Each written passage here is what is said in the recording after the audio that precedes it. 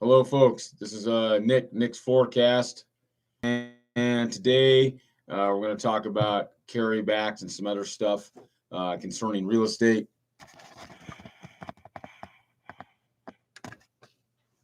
There we go. That's better. Anyways, nice day out here in mid-Missouri. Weather's looking some degrees. Last year it was cold. This year, no. Anyways, we're talking about seller carrybacks today, whether doing residential or commercial. This is old school stuff. The markets in a lot of areas are really high, especially on the West Coast and East Coast, and some parts of Southeast, Midwest, and in the South. To take carrybacks usually, we used to back in the day used to be able to do 10%. 15%, it's nice 5. So there varies. Usually now it's 25%, 30%, and there are offenders that are willing to do it, to go ahead and fund it. Hold on a second. There we go. Anyways, there are sellers that are willing to buy commercial real estate, or you can buy residential real estate. I've got funders right now that are basically unlisted. You don't know where they're at. They don't advertise. They only deal with brokers or former brokers like myself, and they'll go ahead and do the deals. But you can still get away with it and do it. It's nice. You might have residential is a little bit different as far as that goes, because residential you have a little more flexibility. But the cool part is that you get the seller take so much back, and they get monthly interest to them. And then you do a refinance later and pay it off. Sometimes you do refinance earlier tonight. And another cool thing you do is called moving notes. If you have property, you can get that note and move it to another property. Usually you want to, if you're going to move the note on something else of equal value property, if you're commercial, residential, want to hold on to it, I tell you to be safe at least 2 weeks or more. And then you don't have any problems. I know people have gotten in trouble in the past for doing stuff like this personally. So it's something you don't want to do. But anyway, so with the notes, it can be movable, which is cool. And usually those are, you can have those in the closing documents to make the note movable. If you're an agent, mortgage broker, know what they're doing. The problem is a lot of the real estate agents now aren't very well trained. I saw a thing a few weeks back from Joe Stump of Buy Refer Only. He's the president of buyreferonly.com. If you're a real estate agent or mortgage broker, you should be checking his stuff out. He talked about a lot of the agents today because he's been around the business for a long time. I met him in 95. He talked about the agents today aren't that well trained, which they're not. They don't have very good skill sets, which they don't. They're just kind of riding in the market. A lot of experienced agents don't even know how to do the carrybacks. They don't know how to set the paperwork up right when they're doing the addendums. Also, too, some multiple systems don't have addendums for it. Most do, some don't. And so a lot of people don't know how to write it up. If you have a decent escrow person, an LPO, they can write it up for you, and they have to be written up a certain way, depending on what you're doing. And also, too, you have to have a good funder. You're going to have a lender. You have to have a mortgage broker that really knows what they're doing with the realtor. A lot of the old school realtors, like myself, that used to be licensed, know how to do this in our sleep because we did it. There's some parts of the U.S. now you can take advantage of it and get a commercial building, preferably an apartment building, or you can get a house and you can do it. You can get the notes and basically move them over.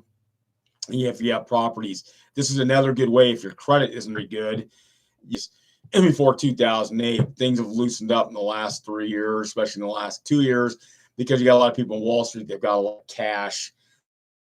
Those are hedge funds and advisory groups, banks in the back end, the secondary market. And so a lot of especially the hedge funds, advisory groups are basically holding that paper because of the interest. And that's kind of a big deal. So you could totally work it. So what it is, you see or a commercial building, you have your financing in place first, talk to your maybe your real estate agent knows when you talk to them, find out how many deals have they done over the last 3 years. How many deals have they done in a year? They do. How many subprime deals have they done? And I'll tell you any of that. And that's lame. I used to go out and chase these all the time, and I might do, because I'd average anywhere from 150 to 220 deals a year just doing real estate. That's not even mortgages. And so did my cousin too. And he even did more than that. He probably averaged 100, 250 a year just doing real estate. And the thing is I'd say 30% of my business, 40% are all carrybacks. And I used to go out and look from the Seattle area, but we got a lot of deals done, and especially for houses that haven't sold or buildings that haven't sold for a while. The seller may have the equity to do it, and that's what you're looking for, is equity. Problem is a lot of real estate agents are lazy and they won't do it. For sale by owners are a mixed bag as far as that goes. Some have a lot of equity in it, some don't. Usually for sale by owners, I don't go to a real estate agent, which is not a good idea, is because they don't have the equity in the home where they can pay the commissions. Generally that's the case, or they had a terrible experience with their, they had a terrible experience with their real estate agent for whatever reason. So that's a problem. So it happens a lot. I used to chase for sale by owner. I got a guy in the Seattle area. I'll just give him the initial M. He works at a Remax office. He's been doing real estate about 30 years in Seattle. He's one of the best telemarketers I ever met. I met him long time ago. It was probably 2099 at Mike Ferry's seminar. But he knows everything about carrybacks. I used to do a lot of deals with him because he'd always call me up, say, Nick, I got this person, this person, this person. That's what I want to do a carryback. I was going, cool. And so we got deals done. But he was ferocious on calling for sale by owners and expires. But a lot of those deals, he'd always ask people when he went for a listing appointment, would you want to do a carryback? Because it's another way to sell the house. And I used to do that all the time too when I carried a lot of listings. And the reason that is that I wanted to go ahead and get these properties sold. The more avenues to get the property sold, the better. Problem is, in certain areas of the U.S., a lot of properties are sold by mortgages and a lot by cash. Seattle area, for example, has 36% of all the homes are owned free and clear. And that's because of all the tech money that's roaming around there, all the stock people had, which is still cool because you own it outright, so you don't have to worry about the high taxes, but at least you own it and you have it paid off. But the carrybacks, which is cool, is that you have that seller that's willing to take that chunk of money and hold it aside because they have equity in the property and basically allowing you to pay them interest on it. Okay. The thing is, if you default, the problem for the seller is that the bank has first position because they have second position. So it can go back and forth. And it's just one of those, it's one of those things. And sorry, I was looking at my phone here, check message here. Anyway, so it's one of those things, but it's still a pretty cool avenue because you can still find deals out there. And there's a lot of areas you can go into the country where sellers are willing to do that because they've got the equity spread to do it. It's just great deals. There are a bunch of subprime lenders out there, or non-prime, it was a stupid name, but anyway, subprime funders out there that will do it. And it's a variant, depending on what part of the U.S., especially on the commercial end, and also too, for the residential, there are some that'll do it. Thing is, you have to have an aggressive real estate agent that'll go out and do it unless you know somebody that's willing to do it. Then you can get it done. You will have to put some money up. A lot of times back in the day, we did a lot of deals.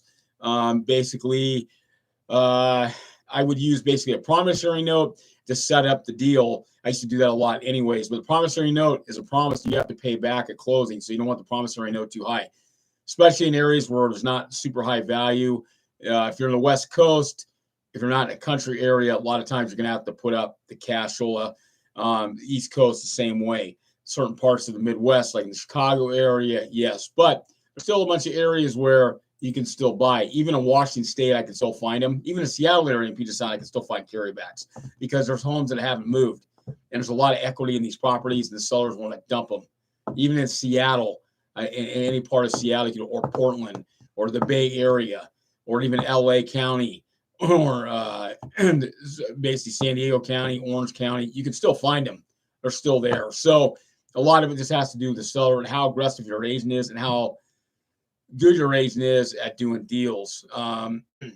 And so it's a strong avenue to look for more properties. Excuse me. Anyways, so, and this goes back into a lot of areas, carrybacks, because it gives you essentially mobility to do multiple deals, because you might be able to find 3 or 4 houses. You can do it. So you can buy one carryback as a residential, your own personal one, and you can do some other ones that are non-owner occupied. And you can buy a lot of them. I used to buy houses this way, move the notes, refinance them, like Grant Cardone says. This is old school stuff. And then what will happen is that when I move the note to another property, whether residential, commercial, I'd refinance that one later on, pay that person out, pot some cash out for myself. I mean, I used to have houses where I would refinance 3 or 4 times over, excuse me, over a period of, 5 years, 6 years, or whatever. Me and my other cousin, we used to do that all the time. So when Grant Cardone says it's a good way to use debt and to refinance, you're looking at the long game. And so it's a good way. With notes, it's cool because you can do it. Now, a note, you may get the property with the note. You may have a 5-year note, which I tell you to do, and you may refinance it in 3 or 4 years. And you go ahead and you pay that person out, and it's done because your house has increased so much in value. And so there's a give and take on that. I've had some times in the past where the values didn't go up as high as I thought. I bought a certain area in Seattle area, Puget Sound region, and the note had a 5-year note. What I do is I might pay 15% on the note and then wait for the 5 years to come up, refinance it, and pay the other 10%, and then I'll just equity it out. Or maybe I'll pay them 10%. Or sometimes with the seller, I might give them 5-10%, and then go ahead and extend the note out until the refinance is there to refinance it. Remember in Seattle in 95, the average price of a house is $132,000. Where I live right now in the part of Midwest I live in, basically Lake of the Ozarks, Jefferson City, Columbia. I mean, the average price in the area I'm at is about $130,000, maybe less. It's kind of like it was in Seattle 25 years ago, and that's kind of the deal. And so it was a long way off. And this area where I'm at, they're experiencing growth, lots of growth, and lots of housing developments are going up, and all kinds of stuff. Like the Ozarks was in the news and blah, blah, blah, blah, blah. But even in this area, there's a lot of places that do carrybacks.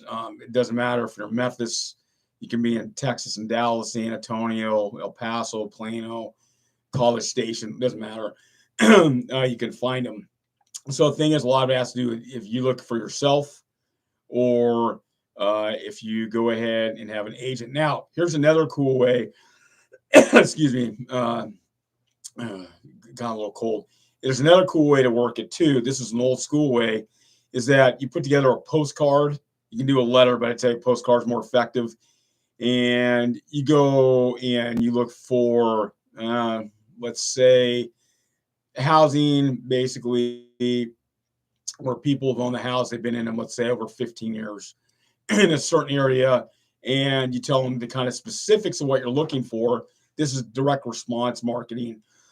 If you ever want to look at that, go to ilovemarketing.com. Dean Jackson and Joe Polish are probably the best direct response marketers on the planet. And they'll go ahead and show you basically how to do direct response marketing. This is what this is. In a postcard, you're telling them specifically what you're looking for. You might send out 1,000 postcards in one area, 5,000, 10,000, whatever. And you go ahead and do it. You have specific what you're looking for. And you have a specific email. The people email you. You get another phone. Have a specific phone number that goes to, but not yours. And you go ahead and send it out.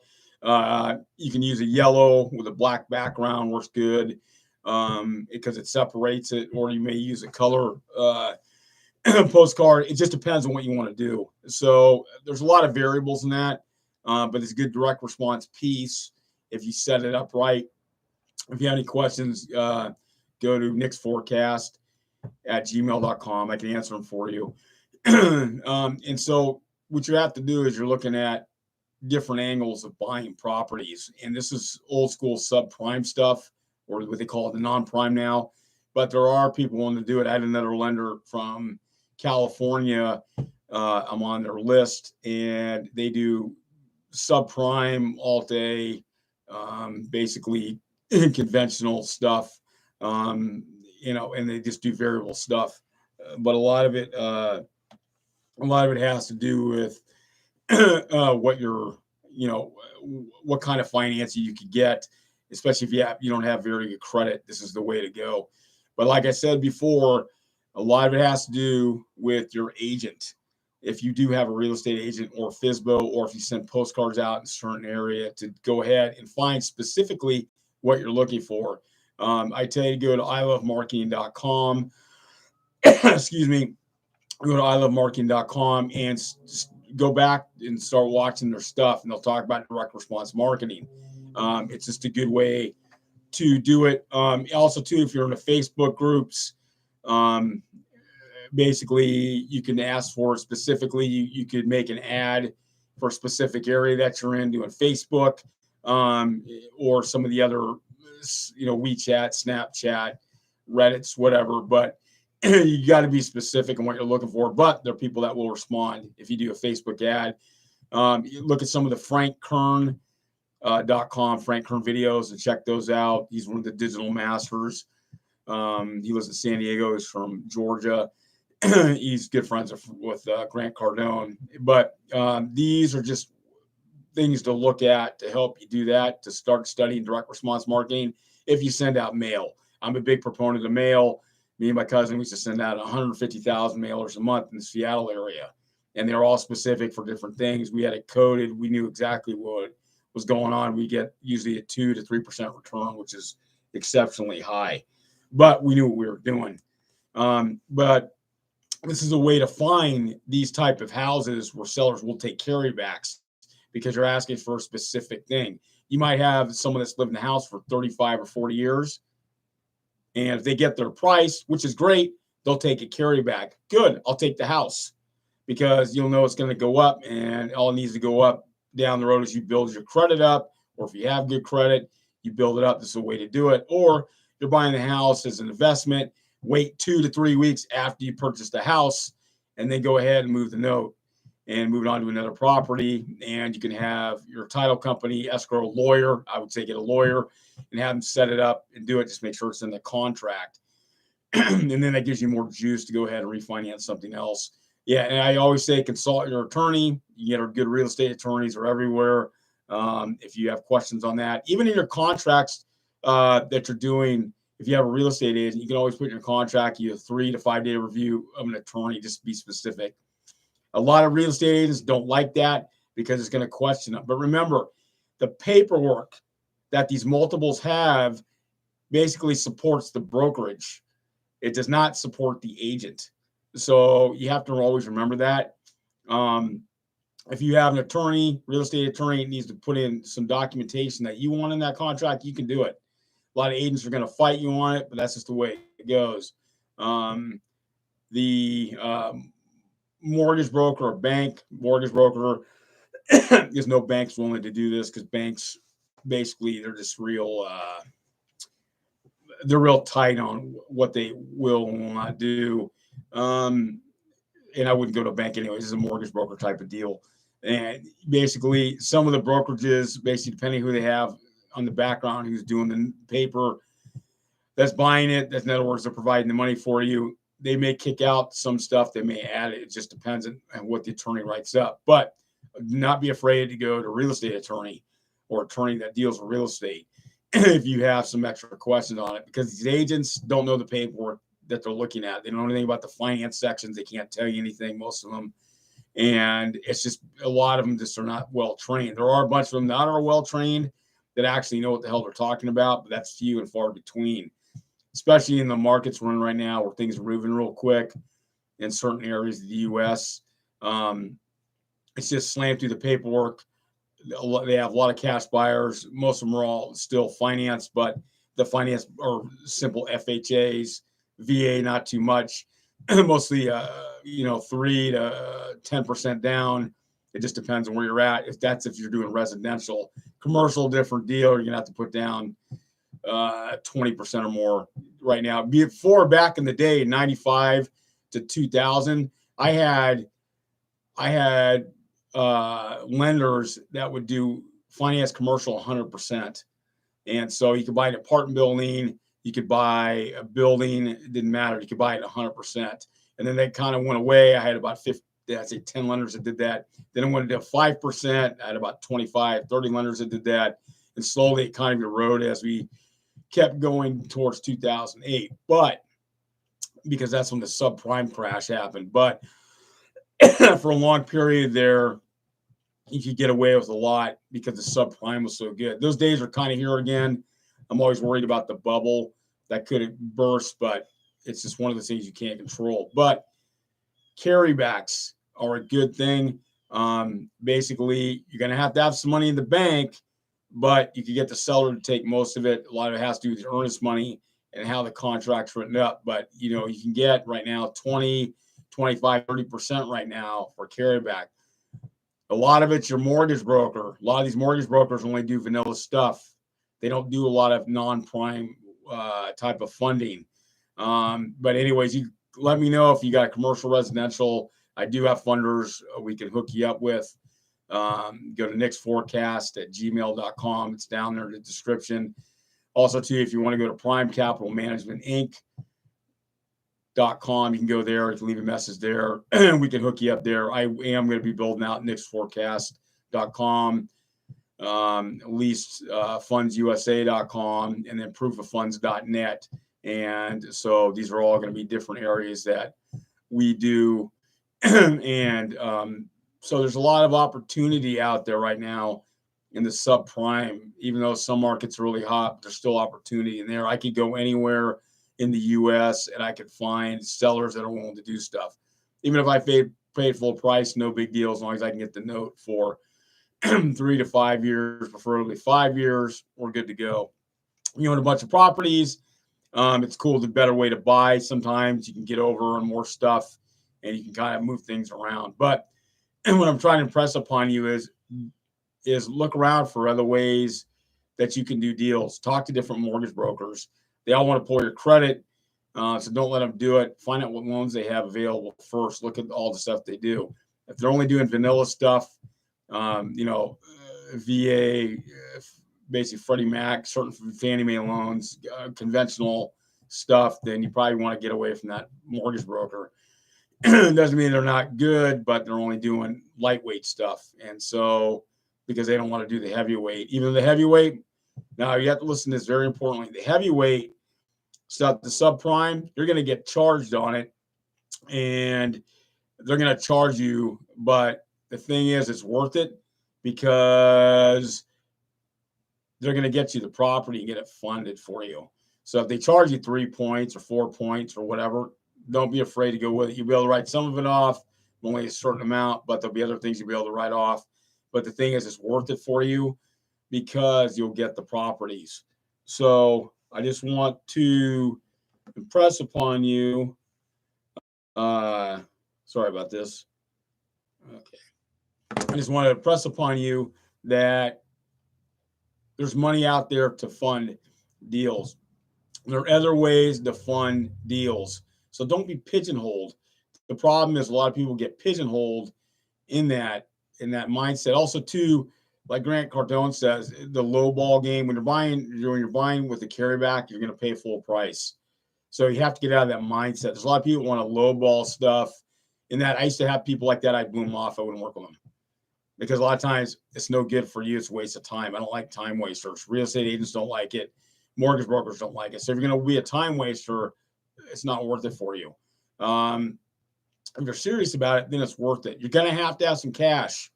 You're going to have some money, but the thing is you won't use that much enough to cover your earnest money. Or if you do a promissory note, you can do a little promissory note. You're going to have to come with money in escrow. Remember, in escrow, it's debits versus credits. So you have to factor that in. A lot of closing costs. There's some closing costs, a lot of costs you can get racked in. You can't do what we used to do. What we can do 6% closing cost and rack it in. You can still do that on certain residential loans. Commercial is a little bit different. It's not going to happen. You're going to have to pay the boat.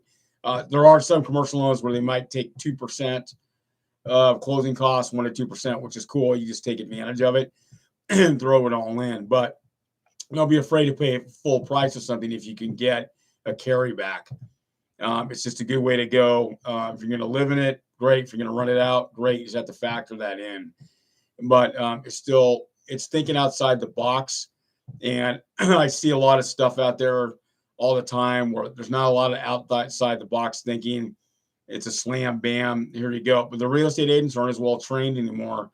They don't know anything. They barely know the paperwork. And no offense to the agents, but it's true. Unless you're an experienced agent like I've been, where I did it for a long time, there's a lot of experienced agents out there that know the deal and what's going on, but they're few and far between. And I'm not impressed. Some of them say they do a lot of deals, this and that. Great. How many per month? How many per year? What was your average deal? Blah, blah, blah. All that's not really impressive. The impressive agent is, how can you put a deal together? I might have an agent that might only do 40 deals a year and an agent doing 150 a year, but the agent doing 40 deals a year knows a hell of a lot more than the agent doing 150 deals a year, because when the market turns, the agent doing 150 deals a year is going to drop like a rock. And the one doing 40 deals a year, now they're going to be doing 100 deals a year. And the reason is because they know how to do a lot of stuff that agent doing 150 deals a year can't do anymore, because they don't have people putting down 10, 15, 25%. I've seen this before a couple times with the market flows. So experience always works. I know I saw some agents that were a long time back, they would do 30, 40 deals, 50 deals a year. And all of a sudden, bam, they're doing 150 deals a year. And the one doing 150 deals a year, because the change, like in 2008, they were doing 0 deals, nothing. So I've kind of been around that loop. I've seen it. 2008 was good because you saw all the funders that were going out of business, and he couldn't do the stuff. It didn't come out until about 2013, 14, 15, when the funding started coming back, because Wall Street started to loosen up. Now you got all kinds of stuff you can get away with and you can do. So remember this: get a good real estate agent, get a good mortgage broker, look around. Also, too, consult the real estate attorney or your accountants if you need to. I'm all for it. If you got to pay a real estate attorney $1,000 to look at your stuff, do it. $500, $2,000, wherever area you're in the United States. Don't be afraid to go to a real estate attorney. Even when you're doing the paperwork with the agent, if you're able to get your real estate attorney on the phone because you don't feel comfortable with a certain thing, don't sign it. If you have to have your agent look at it, put it in the addendum. The real estate agent is going to hate you, but that's their problem. They're supposed to be working for you as the buyer. A lot of agents miss this now because the markets are hot in a lot of areas. They miss it. You look at like $1 million listing in LA, $1 million listing in New York, used to be $1 million listing in Miami. A lot of these agents kind of overstepped their bounds as far as they didn't listen to their buyers or their sellers. And they get all snooty and snotty about it if they didn't get their way. But the thing is, they're working for the seller or they're working for the buyer. So, when I hear that kind of stuff, I see it, I read it, I talk to agents and do it. The town I'm in, two top agents here probably do 110 or 115 deals a year, which is great, but their average, price that they're doing is probably, $120,000, $130,000, which is nothing. And with a 6% commission, 3%, blah, blah, blah, blah. It's not great. Yeah, they'll do some $1 million commercial here and there, or some houses, Lake of the Ozark, that are, I think the most expensive one's about 13 million. But they'll do one sell 350, 500. But they have been in the upper levels, like in Seattle, Portland, the Bay Area, or the East Coast, and New Jersey, Pennsylvania, Philadelphia, Pittsburgh, in New York area, Hartford, Connecticut, some of these areas. It's just a different deal. Connecticut, Rhode Island, very expensive. Bay Area, same thing. If you're in Marin County, San Francisco County area, Alameda County, there's a lot of Contra Costa County, LA County, San Diego. There's a county right up from LA County, which it slips my mind right now. I know someone that lives there.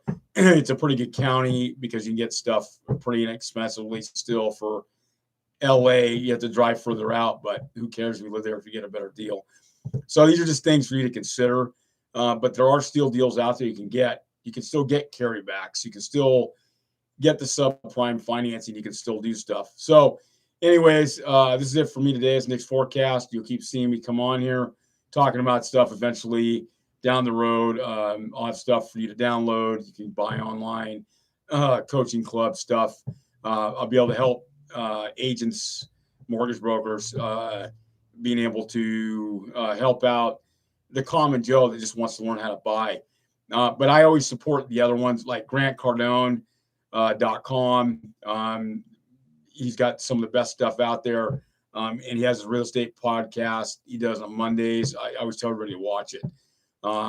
He's got a real estate club. It's 25,000 just to join, but you got a bunch of funders and you got investors and stuff like that. Eventually down the road, I'll have something like that too. But the thing is that don't be afraid to look at it and look at everything.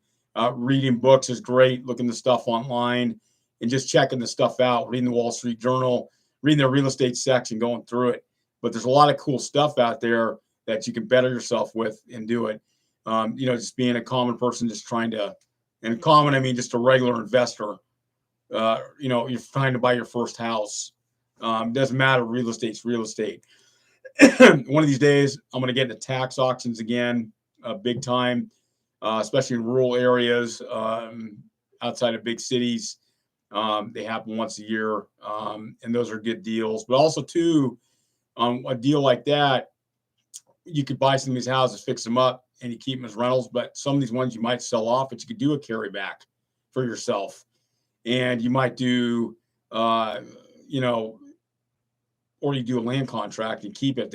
They screw up on a land contract, you get to keep it. They might do an option to buy, in other words, but you can still do a carryback and get cashed out 75, 80, 85% and still have money coming in every month for 5 years.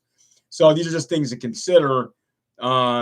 These are just ways to look at doing deals. Another ways to make money, passive income, as Grant Cardone says, and that's the way to go. So anyway, this is Nick signing off for Nick's Forecast.